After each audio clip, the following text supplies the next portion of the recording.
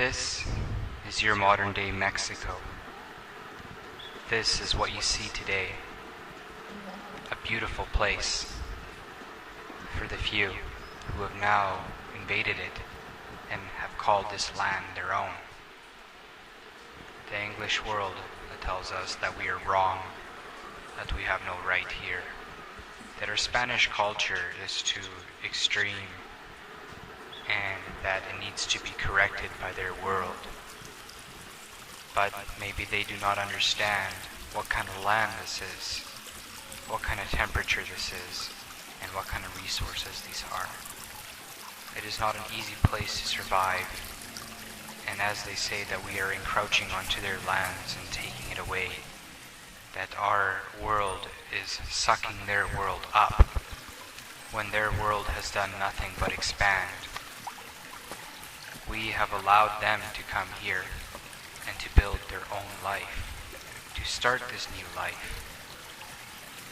But instead, we have found ourselves walking through our forests, through our valleys, through our places, through where we've always lived and our generations have had their lives, and the other generations that as well have participated from the Spanish culture and other European cultures who have as well come and interacted with us, and the native cultures and the African American cultures that as well for some time built a lot of this infrastructure, this land, this way of life, this commerce that we have. They have worked this land too. But now you have seen this attitude of slavery shift instead to the north. There we hear atrocities towards the African people. And they say that we have to correct our lives. The world is now filled with violence. The Alamo, this is our structures. But instead, the Alamo has now become a war zone of rebellion, of people calling themselves the real Texans, and that they wish to start their government, the way of life that has always been there. But in reality, you can see where the ambition has been coming from, as military leaders have visited. And now, I can hear sounds, terrifying sounds, sounds that my people are at war. The main battle has begun, and I believe they are advancing. Every time that these military leaders leave, they leave behind faces of ambition, men who look like they're on a mission. But often they greet you with smiles, but their actions are much more different. How can we set the stage for our world here in the Texas?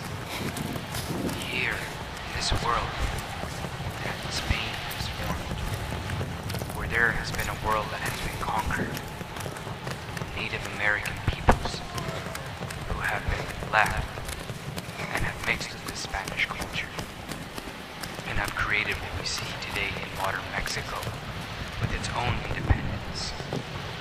But now it continues into the American-Spanish War,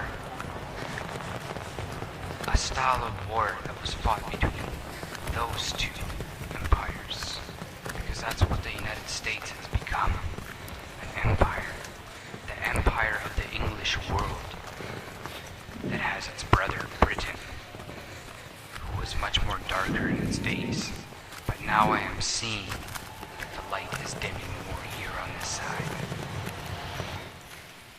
What is going to happen to my children, to my world, to my way of life? The crops that we used to have, the world that we used to have.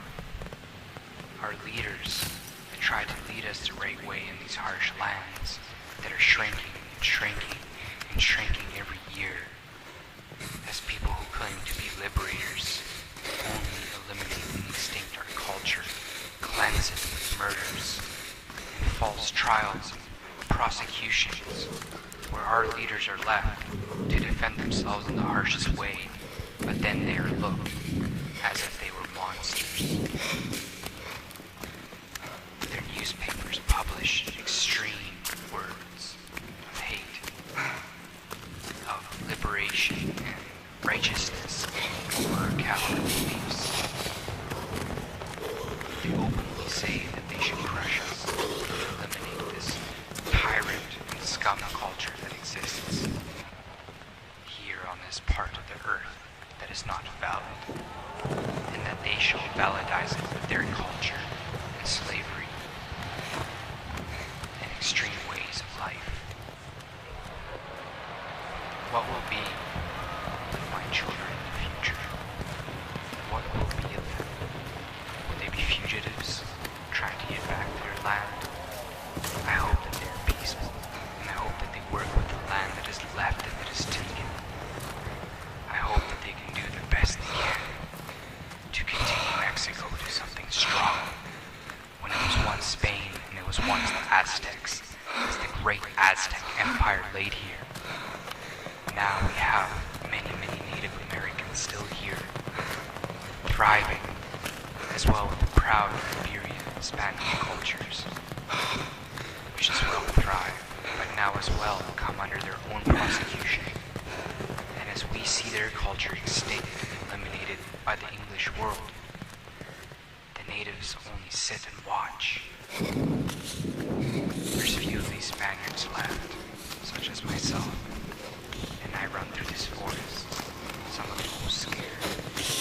Sometimes I wish I could give up, but I continue my fight, being who I am, holding on to my identity, when everything around me wishes to destroy me. I know what my people have been through for many, many generations. The hate, the problems that we had between Spain are dead in my heart, for now I understand what the world has been through, for now I feel it for my own, and I can only use what my ancestors have left me in their conflicts, and their conquests, and their greatnesses, in their times of their golden ages, to the times that we see now. How dim will they stay? How much more dim will they become? When will we see an end to this sort of awful future?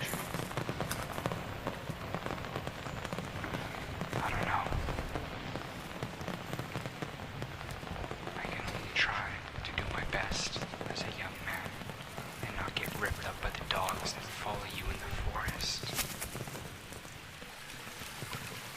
I can only try my best to fulfill this journey of life, to fulfill what my ancestors have left for me. But for now I have to run the best I can, to hopefully preserve what I can. Now I jump in this river, so that I can swim to safety. But one day will I be a wetback, an illegal alien in my own lands, and one day this very same river that our people flee becomes a death trap in a foreign area that we no longer recognize in our hearts. Where has Mexico gone? Where is it going? Where will our people be in the future? How will we be able to come out of this without losing our cultures? I don't see hope. All I see is death around me and replacement. But maybe one day people will see differently.